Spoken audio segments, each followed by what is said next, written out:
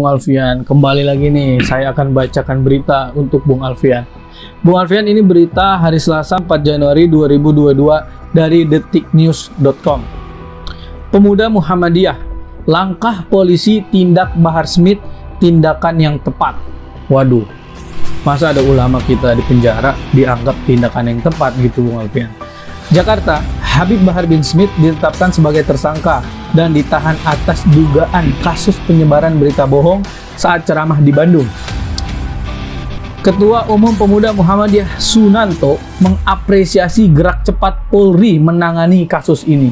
Waduh, bagaimana nih Bung Alfian? Kok Muhammadiyah begini nih?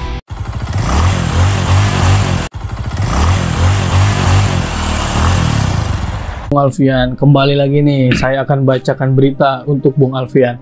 Bung Alfian, ini berita hari Selasa 4 Januari 2022 dari detiknews.com. Pemuda Muhammadiyah, langkah polisi tindak Bahar Smith, tindakan yang tepat. Waduh, masa ada ulama kita di penjara dianggap tindakan yang tepat gitu Bung Alfian. Jakarta, Habib Bahar bin Smith ditetapkan sebagai tersangka dan ditahan atas dugaan kasus penyebaran berita bohong saat ceramah di Bandung. Ketua Umum Pemuda Muhammadiyah Sunanto mengapresiasi gerak cepat Polri menangani kasus ini. Waduh, bagaimana nih Bung Alfian? Kok Muhammadiyah begini nih? Bismillahirrahmanirrahim. Kita merespon beberapa hal yang terkait dengan satu nama yang bernama Cak Nanto, Ketua Pimpinan Pusat Pemuda Muhammadiyah.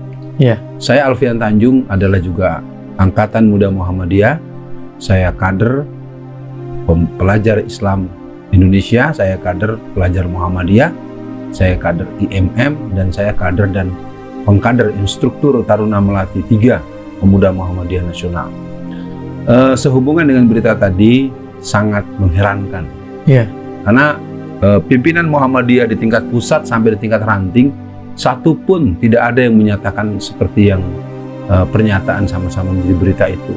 Ini berarti pertanyaan, ada angin apa, ada suntikan apa, ada hembusan apa, kok nggak ada angin, nggak ada hujan, langsung muja-muji proses penangkapan Bahar bin Smith. Emangnya ada apa dengan beliau? Nah, ini kan, jadi pertanyaannya jadi serius karena kelihatannya ini merupakan sebuah anomali atau abnormalitas yang muncul dengan bahasa yang sumir dan itu tidak lazim dalam tradisi kemuhammadiyahan. Karena Muhammadiyah lebih memilih untuk ada di koridor amar ma'ruf nahi mungkar, walaupun tidak dalam posisi menyetujui secara cara, tetapi tidak pernah menyerang atau lagi mendukung proses kezaliman, penindasan, dan ketidakadilan yang semua orang sangat tahu.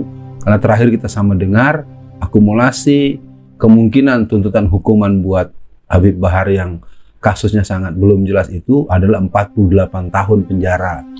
Itu kan cukup unik ya. Apakah itu layak untuk dilihat sebagai sebuah kepositifan? Mungkin itu sebagai respon awal. Iya Bung Alfian, padahal kalau kita lihat secara objektif, padahal kan Habib Bahar itu beliau membela atau merespon lah ya, ada orang yang merasa dirinya paling Indonesia, merasa diri paling Pancasila, menganggap Tuhan bukan orang atau dia menyamakan Tuhan dengan manusia. Nah, Habib Bahar ini menegur, jangan dong begitu, apalagi Bapak itu ranahnya bukan sebagai ulama. Nah, unik nih Bung Alfian, kenapa kok Habib Bahar dikriminalisasi, malah justru orang ini yang ada di Muhammadiyah ini malah membela penangkap, ya kan Bung Alfian? Nah, tapi Bung Alfian ada yang unik. Sebelum dilanjutkan beritanya, pada tahun 2021 awal, yaitu 23 Maret, hari Selasa, Pemuda Muhammadiyah kelola tanah 19.000 hektar dari Jokowi. Waduh, sejak kapan Muhammadiyah menerima begini nih Bung Alfian? Maksud saya, tidak mungkin lah Bung Alfian, ini gratisan 19.000 hektar nih. Bagaimana respon Bung Alfian dengan tambahan berita ini Bung Alfian?